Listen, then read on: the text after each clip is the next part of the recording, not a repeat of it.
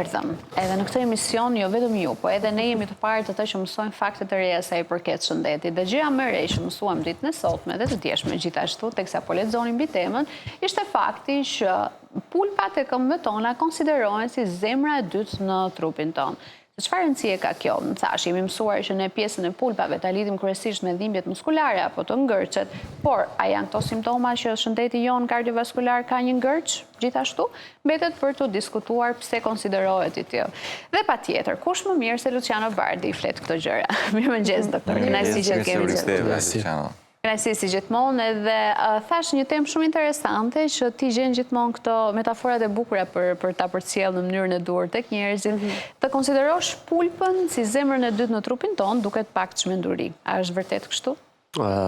Romina, faleminderit, kënaqësi. Quhen kështu sepse hedhin gjakun sipër drejt venave të trupit edhe quhen edhe ndryshe si një zemër e dytë, siç edhe ju e thatë. Tani, muskujt e pulpave ndonë se dihen edhe si pankreasi dytë, qofse nuk e dini. Domethënë, sa më shumë lëvizin muskujt, sa më shumë lëviz trupi, aq më mirë funksionon zemra dhe mëlçia.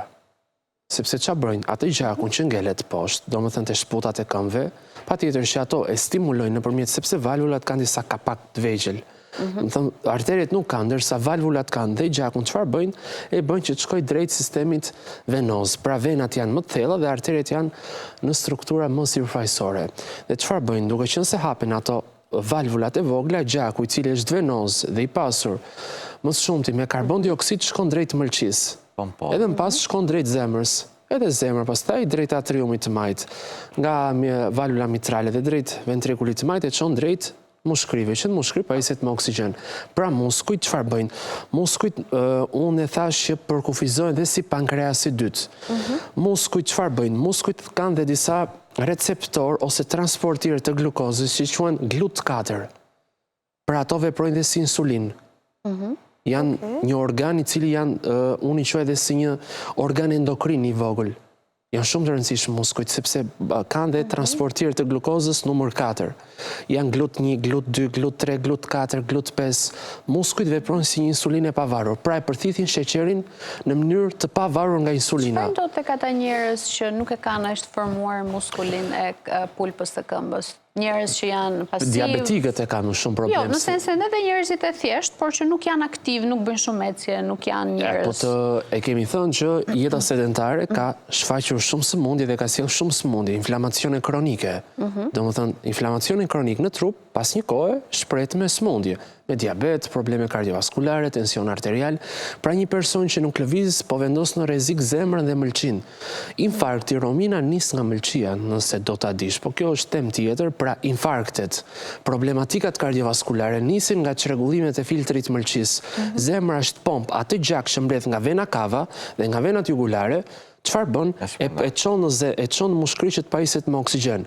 Pra zemra është pomp që mbledh edhe këtë gjak që ka aty që e mbledh nga trupi, pra nga venat iliake interne, eksterne, venat femorale, venat e ekstremiteteve, nëpërmjet mëlçisë, mëlçia njërsi fillim e merr edhe e dërgon sipër në pjesën. Po ata që kanë gjithmonë të fryra, në celu janë një ndër ato persona që më thënë drejtën kam. Varicet mund të jenë problematik. Pastaj këto janë probleme tjera, se personi mund të qëndrojë shumë në këmbë, mund të bëjë shumë orare të zgjatura të punës. Kjo është çështje tjetër. Ose mund të ketë edema, pra një person që ka dhe tension të lartë i gjakut ka dhe fryrje këmbësh sepse ka problematik të filtrit veshkës. Cila? Edhe pra kjo fryrja, rrezikshmëria që mund të sjellë, problematikat që ne mund të hasim, pra ku mund ta kuptojmë që kemi probleme. Jo, pasurit një pulp natyralisht të madhe. Jo, po në qoftë se pulpa është pjesë e konturit, s'ka problem. Pra pulpa këtu nëse ka muskujt fuqishëm, do të thotë që dhe ne jemi shumë aktiv dhe do më thënë bëjmë ecje. Pastaj ato fryrjet bëhen te kaviljet, do më thënë te pjesa e dema, te pjesa e poshtme këtu. Edhe ka lidhje me tensionin, do më thënë me problemin e veshkave, edhe me edemat ose me trupin, me sistemi limfatik të ngadalt. Luciano, ngërçi që ne përmendëm është tregues që diçka nuk po shkon me shëndetin e zemrës, apo? Këto s'e janë, këto lidhen me magnezin, lidhen me vitaminën D, janë gjërat vogla, domethënë që rregullohen. Po të bësh aktivitet fizik, po të dalësh, po të ecësh, rregullohet. Po ngërçi që kapin orë të vona të natës? Pra që zgjohesh me një mpirje të pulpave, gjë që thehet pak në dhimbje? Gjatë ditës nuk e bër madje atë aktivitet fizike, do të çfarë bëjnë kurçohen. pësojnë rigiditet, sepse gjithë një ato ka një, si thua është një hapësirë aty, si thua është një hapësirë artikulare që duhet lëvizje, nësi puni diçka që. Po su lubrifikua ngec. Pra, ato hapësirat artikulare, midis artikulacioneve, duhet të lëvizin, sepse kanë të lëngun... Nuk kam mësuar, nuk kam pasur kur, le të themi një lloj ngërçi të tillë në pjesën e pulpës apo kudo. Janë shumë mirë, unë s'kam asnjë ngërç. Unë gati bëj 10 kilometra në ditë edhe qoftë me bicikletë, qoftë në ecje dhe deri tani me muskujt e këmbës, sa që dhe tani po të më thoni, shkojmë në dajt, shkoj. Ka një diskutim shumë të madh sa i përket pjesës masazhit edhe shtypjes që mund të bëhet muskujt edhe njëkohësisht edhe venave. A ndikon kjo për keq në shëndetin e zemrës nëse ne ushtrojmë presion të pjesa e pulpave? Ja, në një të madh nuk ose ndryshon, po ta bësh kompres atleta, s'ka që ndryshon. Më shumë të janë tek pjesa e boshtit kurizor ose te kolona vertebrale, aty nuk bëhet çka.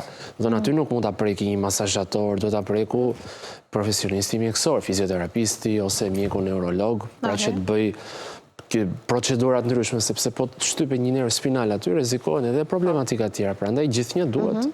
Dhe sa duhet të shqetësohemi nëse i përket mpirjes së këmbëve, pra që pasere mund të kemi? Mund të jetë edhe nga nervi sciatik, ose mund të jetë edhe nga këto komprimimet diskale, që mund të rrjedhin nga shpina, ose nga pjesa që mund të qëndrojmë shumë ullur. Pra këto më shumë të janë shkaqe mekanike të ditës, se si ne veprojmë, se çfarë bëjmë, si ecim. Dhe më po them që sa më shumë të ecim, aq më shumë lumturohet, aq më shumë ka kënaqësi, mëlçia dhe zemra. Sepse çfarë bën? Pra ndikon në shëndetin kardiovaskular. Direkt drejt për zëretit, sepse venat çfarë bëjnë? Gjakun që ka trupi e marrin dhe e dërgojnë drejt zemrës, ndërsa arteriet çojnë gjak me oksigjen tek organet e tjera. Pra venat e mbledhin, e dërgojnë mushkëri, pra si fillim zemër, pastaj zemra jep mushkërisë, kurse arteriet... Ka ndonjë lloj limiti, Luciano, pra sa duhet hecim, edhe kur e kalojmë të limit, cili është rreziku që mund të hapë? Po ta kalosh limit, nuk ka ndonjë rrezik. Mjafton vetë nëna tona, gjyshrit tanë sa ecnin edhe, domethënë, nuk është se sot nuk po ecim, jo më të kalojmë atë limit. Ne sot po ecim, pra sot ne po i vendosim organet në gjumë letargjik.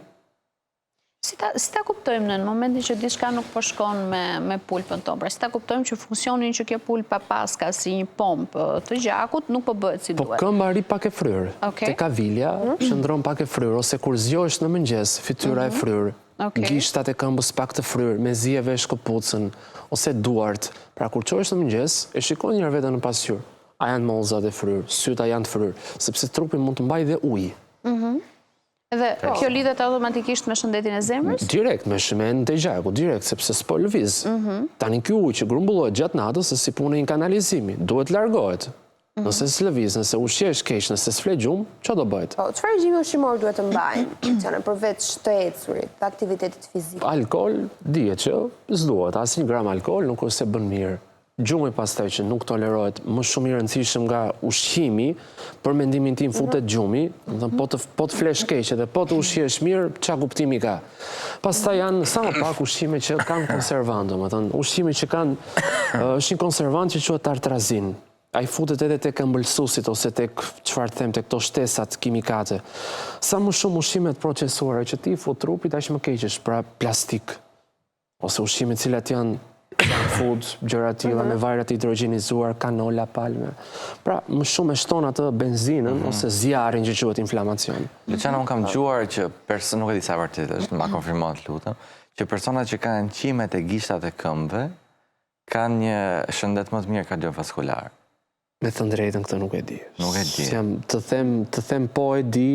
Ndoshta ka të bëjë me faktin që ushqehet më shumë qimja dhe mbase, domethënë mund të ketë edhe ndonjë rol mekanik ose ndonjë rol, si thua, që mund të lidhet me pjesën e receptorëve ose të receptorëve të ndetësisë, receptorëve të ftojes. Besoj se po. Mund të ketë. Pse keni lexuar? Cilat janë ato ushqime që mund ta nxisin qarkullimin e gjakut, pra një qarkullim më të mirë të gjakut? Domethënë tani jemi në stinën, pra po shkojmë avash në stinën e verës. Janë disa ushqime që këto nxisin edhe GLP-1-shin, që është diçka tjetër, është një hormon që bën të mundur djegjen e yndyrnës ose këto analogut që bëhen peptidi ngjashëm i glukagonit. Shega, boronica, janë shumë të mira. Shega, boronica, mani, manaferat, pra frutat e egra, tani në këtë stinë janë shumë të mira. Shegën e kemi jashtë sezonit. Shega është jashtë sezonit. Mani, manaferat, kumbullat, lajthit, kajsit, sidomos tani, janë goxha të mirë. Ato kanë një substancë e cila quhet L-agitanin ose pendukulagin, ose edhe çaji jeshil është produkt shumë i mirë. Çaji jeshil ka një antioksidant i cili quhet epigalokatekin galat 3, ose galokatekinat. Dhe këto në trup formojnë një lëndë e cila quhet acid elagjik. Acidi elagjik nëpërmjet disa tanin acil hidrolazave formon një substancë e cila quhet urolitin. Pra kumbullat, kajsit, manaferat, arat, lajthit, bajamet ofrojnë në trup një shëndet më të mirë të enëve të gjakut, karotat, panxari, finoku, selinoja, lëngu i mishit, veza e shëndetshme. Pra, ushqimi ose pjata që ne kemi përpara është edhe një informacion biologjik. Informacion biologjik ti çon trupit sinjale që ky ushqim të kthehet në energji, se po nuk hëngre, nuk do kesh energjinë e dur. Pra këto janë të domosdoshme sa i përket... Frutat e egra janë shumë të rëndësishme. Domethënë në stinën e verës janë shumë të rëndësishme sepse përmbajnë një substancë. Se themi në Luciano që tani ndryshon gjaku, është ky sezoni pranverë që ndryshon gjaku. Ka një kuptim? Metafora, domethënë sepse ne jemi më shumë aktiv, më shumë kemi domethënë mundësi që të bëjmë aktivitet fizik, pra trupi del nga si thua nga jo kupola letargjike që mësohet gjatë ditës që të shkosh në shtëpi do flesh direkt. Kurse kështu ndryshon edhe. Temperaturat i ftohtit, besoj izolimi. Po, izolimi, ajo, fuba letargjike që. Dhe tek i ftohti po më kujtohet pak shumë njerëz, pak çka kam dëgjuar, këta personat që kanë gjithmonë këmbët e ftohta, tregon kjo një problem? Me tiroidën mund të tregoj. Ekstremitetet e ftohta mund të tregojnë problematika të tiroides. Zakonisht më shumë t'i hasin femrat ose vajzat, që mund të tregoj ose feritin të ulur, hekur të ulur, hekuri është shumë i rëndësishëm për transportin e oksigjenit, dhe ndodhet në hemoglobin, sikurse dhe ulje të funksionit të gjendërës tiroide. Pra pashimot ose ngadalësim të funksionit, sepse tiroidja tek vajzat është si të them unë, si diçka që i shton proceset fiziologjike në trup, shton proceset hormonale në trup. Se kisha dëgjuar që këmbët e ftohta lidhen pak probleme me zemrën, por pas ka... Lidhen, zakonisht aty është problem i avancuar, që mund të jetë problem që kërkon trajtim mjekësor, kurse kur janë këto ekstremitetet, pra duart, këmbët, lidhen dhe me feritinën, me tiroiden, staj trupi çfarë nuk ka, e kupton, po të ju i maj thellë, se që mund mendojmë se po të më dhëmi pa krav, po kam... do i bësh lidhjen direkt. Luciano, tek personat që janë duke marrë hollues gjaku, ka një listë ushqimesh apo çajra, sherbale, diçka që mund t'indikojë për keq nëse i përdorin? Zëm omega-3 nuk duhet të merret shumë tek njerëzit që marrin hollues gjaku, antikoagulant, sintrom ose që marrin dhe Xarelto. Pra, pak këshillim mjekësor, omega-3 nuk mund të merret, ose dhe ushqime që janë pasur me vitaminën K2, pra shumë ushqime cilat janë, domethënë i jeshile, zëm majdanozi, selinoja, sallata jeshile, jo se nuk duhet i konsumojnë. Duhet të keni dozë të caktuar 3 deri në 4 herë në javë, mjaftojnë. Pastaj të skuqura, ushqimet procesuara patjetër që jo. Por kujdes me omega-3 si suplemente, kupton, sepse tek këta pacient mund të jetë pak më problematik të njerëzit që përdorin holluesa gjaku, qoftë për një insuficiencë, qoftë për një bypass koronar, qoftë për një problematik që mund të jetë me valvulën mitrale të ndruar. Pra pak këshillimin mjekësor, mos përdorin suplement ose vitamina. Çfarë do të ishte dieta ideale për një njeri që sapo ka bërë një ndërhyrje në zemër, të çfarë do lloj ndërhyrjeje? Ushqimet cilat janë... Koha e rikuperimit flas, diçka që do i ndihmonte. Lëngu i mishit duhet, supra cilat janë me perime ndryshme, farakungulli, borzilok, mente, energjik, brokol, domethënë bishtaja, bajame, thjerëzat, gjitha këto janë shumë të rëndësishme. Qiqerat janë përsëri shumë të rëndësishme, finoku, karota, brokoli, spinaqi, vaj ullirit, por proteinat janë proteina cilësore dhe acidet yndyrore, vaj ullirit, probiotikët natyral, kefiri, kosi.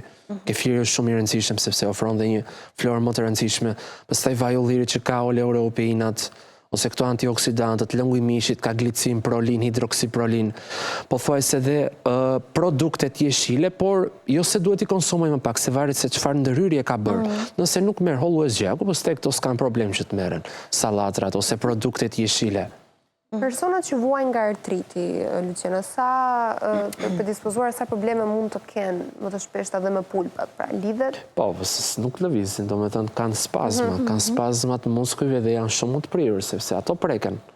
preke në hapësirat artikulare. Mund t'ja rrezikoj jetesën kardiovaskulare pra? Ja, se mund t'ja rrezikoj, por nëse ka dhe problematika të zemrës, se artriti mund të preki dhe zemrën. Pra është një inflamacion kronik që persiston dhe invadon ose prek dhe organet e tjera. Ka raste që artriti mund të preki veshkën, mund të preki mëlçin, mund të preki dhe pjesën e lëkurës. Artriti është një inflamacion që si thua vazhdon dhe nëse nuk trajtohet rikuperohet, nëse nuk trajtohet progreson. Por që nëse nuk lëviz, mund edhe të ngarkohet puna e sistemit kardiovaskular. Po magnezi, omega-3, B12 e suportojnë sa do pak, pra si suplemente. Dhe ushqimet cilat janë me vitaminat ndryshme ose me mineralet ndryshme. Flasim për aktivitetin fizik, në bazë të moshave, cila është ajo norma ditore që duhet bëjë gjithë secili. Se zakonisht problemet me muskujt, me pulpat, shtojnë më shumë me kalimin e moshës. Kanë ata i limit ditor të aktivitetit, çfarë duhet bëjë? Varet, domethënë 8.000 hapa në ditë, 10.000 hapa në ditë, kjo është në varësi të, si thosh, të preferencave individuale dhe në varësi të gjendjes tij fiziologjike. Por mjafton në ecja 30 minuta, 45 minuta. Domethënë ecja në mëngjes është shumë e rëndësishme për sistemin nervor parasimpatik, shumë e rëndësishme për stomakun, për zorët, për mëlçin, sepse trupi ka dhe një nivel më të lartë kortizoli dhe ecja në mëngjes, ecja në natyrë, ose ecja duke dëgjuar cicërimat e zogjve, është shumë e rëndësishme. Pra ecja në mëngjes, për mendimin tim, ka shumë vlera. Te ata që mundem, po te gjyshërit që janë 60, 70 plus, që ecje në tyre, se për shkak edhe të pamundësisë fizike, mundet vetëm në obor të ecin. Paka shumë dhe duhet kënë kujdes se mos kupton se dhe frakturat në trupin e tyre janë pak vështira, por sa të munden. Sa të munden të jenë sa më të lëvizshëm, ndërsa për ne të rinj sa më shumë. Unë po them, më mirë. Unë marrë dhe malet nëse do m'jepet mundësia, pra. Një trup i shëndetshëm. Po të tjerë që nuk e ka shumë shef aktiviteti fizik, ndonjë seancë fizioterapeutike, a i ndihmon? Ja, si ndihmon. Jo. Po që të ndihmon, diçka artificiale. Qa të ndihmoj? Po njësoj lëviz këmba për shumë. Po njësoj lëviz, po nuk është njësoj si kur trupi ecën.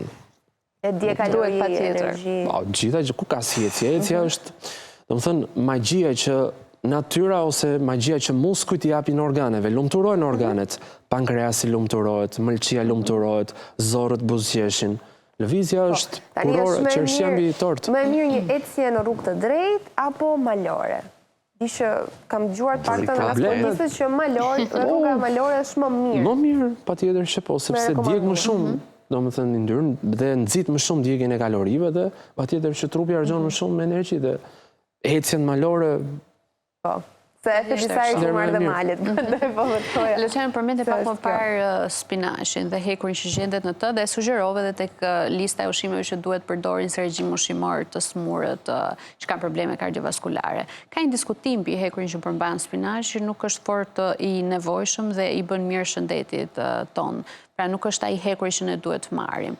Çfarë qëndrimi ke ti? Jo, duhet. Që ose skalohet ose steprohet, se ne nuk kam spinaq çdo ditë.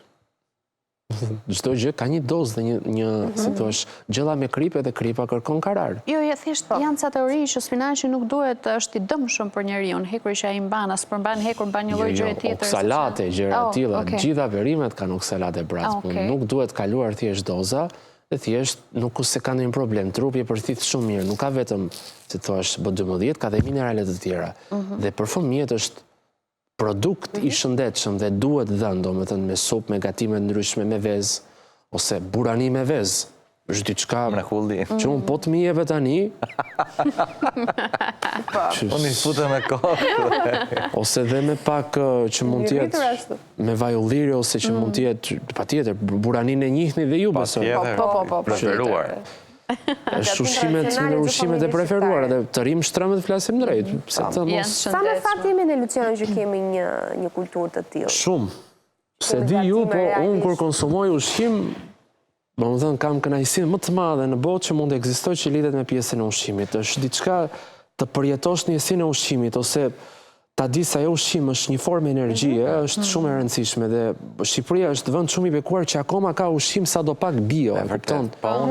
Edhe kur ti shikojmë ata buqit ose njerëzit që mbjellin tokën, deri diku më vjen për të qarë, kupton, sepse lodhen aq shumë, ose kur u shkon ai materiali kod ose produkti kod, sepse e kupton aq të pakta janë edhe mundësitë që ai mall ose ai produkt, por janë shumë të vlefshëm buqit në Shqipëri. Kam qenë kurioz, Luciana, për ju që jeni të thelluar kaq shumë në botën e le të them mjekësisë, kujdeseni kaq shumë realisht edhe për veten. Ka dhe ndonjëherë që edhe proje buri dheut. Abuzon me çfarë si abuzoni, për shembull. Po, çfarë abuzon Luciana?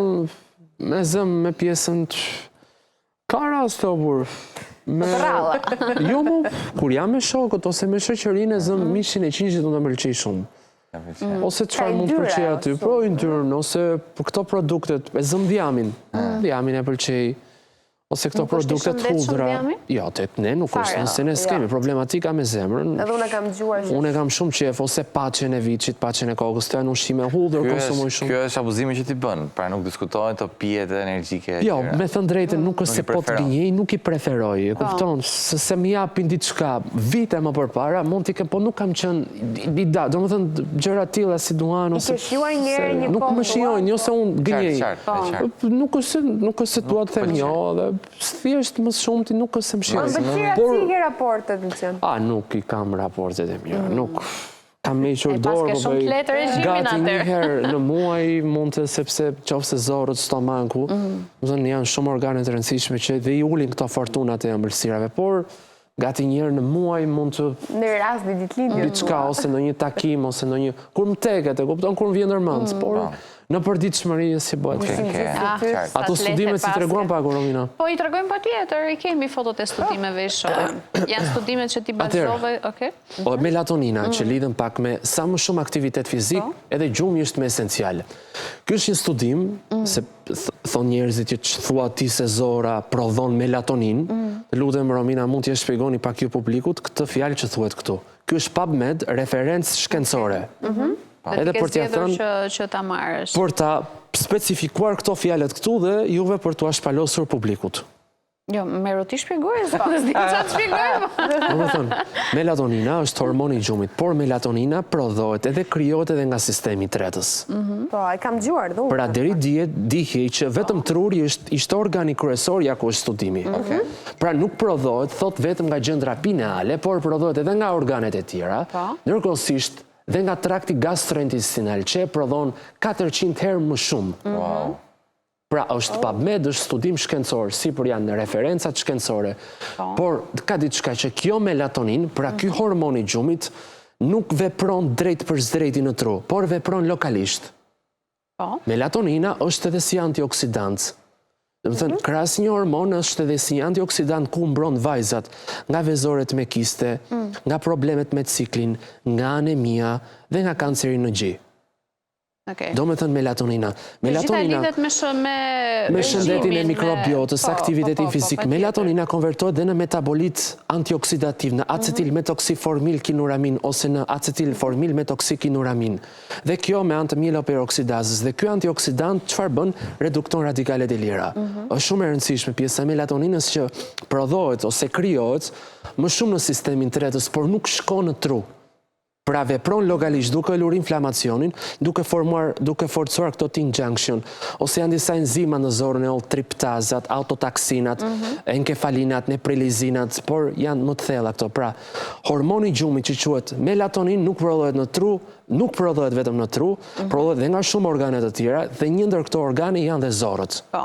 Që do të thotë çdo gjë varet nga ushqimi. Nga sistemi tretës, nga gjumi, aktiviteti fizik, edhe pjesa se si ne bëjmë lëvizje, do më thënë shumë e rëndësishme, gjumi, ushqimi, aktiviteti fizik. Është e ndërlidhur. Ishte edhe diçka tjetër këtu. Këtu, përthithja hekurit, do më thënë problemi i anemisë.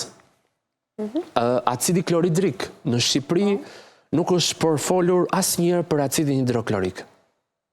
Do më thënë, ne e përkufizojmë acidin hidroklorik dhe po të shikojmë mjek shumë në botë, acidin hidroklorik e kanë si diçka kryesore, si që kemi ne këtu akoma kalciumin për osteoporozën, ashtu ata flasin për acidin kloridrik dhe aty thotë është esencial thotë për përthithjen e hekurit. Pra acidi gastrik, ja ku e kemi, dhe mund të tregohet monitor ku të... Dhe thuhet që acidi hidroklorik në stomak është esencial për përthithjen e B12-s dhe të hekurit. Pra nëse një person ka acid kloridrik të ullur, atëherë ka dhe predispozit për të patur anemi. Dhe personat që mund të kenë anemi duhet ta nisin dhe ushqimin me një ushqim më të hidhur. Pra vaktet e ushqimit i nisin me produkte ushqimore më t'idhura. Këtu marim porcionet vogla me salat rukola, ose me radhiqe, ose me qikore, që t'jetë me vaj ulliri. Më pas të niset një proteine e shëndetshme, mëlçi, vez, shpreck, ose një supë që mund të ketë gjitha komponentët e saj me proteinë dhe me B12. Por këto lëndë stimulojnë acidin kloridrik, që përbëhet nga protonet, pra nga hidrogeni cili është pa elektron dhe nga kloridet. Dhe ky formon ato që quhet OCL. Dhe shumë njerëz sot kanë acid hidroklorik të ulur. Dhe pjesë e problematikave të refluksit më shumë janë nga acidi hidroklorik i pakët, se ushqimi fermentohet dhe krijon edhe metabolit ose molekula cilat e inflamojnë dhe krijojnë gazra, ose krijojnë këto gaz metani, etil alkool, sulfidi hidrogeni. Po këto janë komplet tematika, domethënë të tjera dhe janë si thua si i peshku që fluturon domethënë i vetëm në mes të rrymës. Dhe është shumë i rëndësishëm acidi hidroklorik. Pra, jo vetëm një vajzë që ka anemi duhet të marrë vetëm hekur, por duhet parë shkaku. Pra, ti mund konsumosh ushqimin më të mirë në botë, por nëse zora e holl nuk ta përthithi, atëherë trupi ngelet i uritur. Pra, gjithçka është tek përthithja dhe si ta dallojmë. Nëse ne nuk kemi fryrje, do thotë që përthithim normal. Aty thotë tjetër që edhe magnezi është shumë i rëndësishëm për përthithje. Po, dhe magnezi, por acidi hidroklorik thotë është i rëndësishëm në përthithjen, më kupton, në përthithjen e magnezit, të B12-s, të kalciumit, të hekurit. Pra një person që ka problem kronik me anemin, duhet shikoj një këtë stomak, duhet shikoj një këtë zor, mos ka parazit, acid hidroklorik të ulur. Këtu përjashtojmë rastet e trashëguara, çrregullimet e menstruacioneve që mund të jetë në një miom që provokon gjakderdhje dhe patjetër që vajza ose femra humbet gjak. Këtu e kemi fjalën për një person që nuk i ka këto probleme, as anemi të trashëguar, as problematika ginekologjike. Shumë interesant, është temë shumë e gjerë në fakt edhe do edhe një puntat tjetër që ta flasim gjërë gjatë, por është gjithmonë shumë kënaqësi. Por është shumë i rëndësishëm sistemi i tretës. Dhe më pëlqen shumë që vjen gjithmonë me referenca nga studime që t'jesh edhe më i besueshëm në sytë atyre që mund të jenë skeptik ndaj gjërave që ti thua. Shumë kënaqësi Luciano, faleminderit. Lutem, Ikim reklama, vim pas pak.